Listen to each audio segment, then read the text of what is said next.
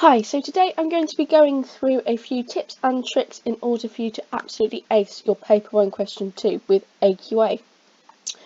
So, first off, what do you have to do? So we've been covering this for the last few videos. So, you will always be given the question, how does the writer use language to describe? And then you'll get a subject. The bullet points all stay the same, as usual.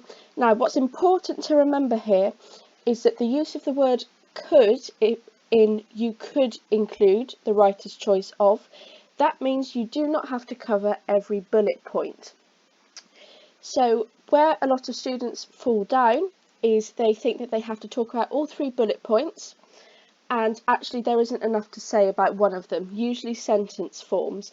So if you're unsure with sentence forms, you're not sure how to do it well, you don't have to do it if you don't want to. So, before you start reading the extracts, you need to make sure that you've read the questions so that you are actively reading and looking for information, and you need to make sure that you are reading the correct part of the text. So if you were looking at your insert, I suggest that you box off or rule off around the section that you are going to be looking at to make sure you don't go outside of that, because if you write about anything outside of that box, you will not be rewarded for it. However, on the actual answer paper itself, you are given the box of the text that you will be looking on. So just something to be a little aware of if you're using the insert instead of the answer paper. Right, so tips and tricks then going forward. So your do's. So you should be picking short quotations. If there's quite a long quotation you want to use and you want to use certain parts of it, you can delete the middle bit that you don't really want. So to do that, you just need to put an ellipsis, so ... and that explains to the examiner that you've missed some insignificant stuff out that you don't want to talk about.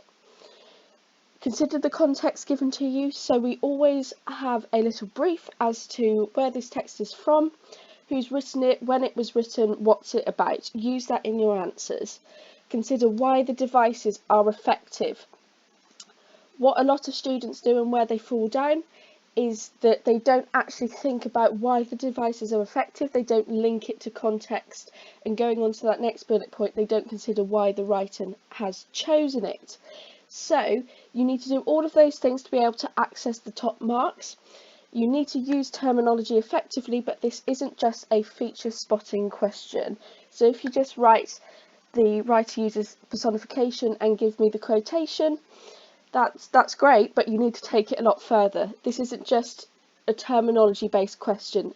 The high marks come from telling me why it's been chosen, why it's effective. And choose relevant quotations you can say a lot about. So that means if there's a couple of features in there that you can talk about, or perhaps there's a quotation which you think, oh, that really pairs really nicely with another one, talk about both of them together and how they develop each other. Do not paraphrase your quotations. You need to use quotation marks and you need to copy the quotations carefully when you are using them as evidence. Don't comment on something that isn't in the extract, so that goes back to making sure that you are not looking outside of the little extract of the extract effectively that you've been given. Don't pick out a feature and say nothing else. You'll get very little marks for it, and it really limits how far you can go up those levels to get the top marks. And you don't have to talk about sentence forms if there isn't something interesting to talk about. Don't feel like you have to sandwich it in, force it in. You don't need to. If there isn't anything that you think, oh, I can really talk and say something really great about this, then don't do it, because there's no requirement for you to talk about all 3 of those bullet points.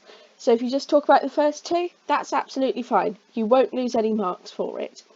So that's my little sum up of what you need to do to be successful. If you want to have a go at some practice work, there are some written examples for you to have a go at as well.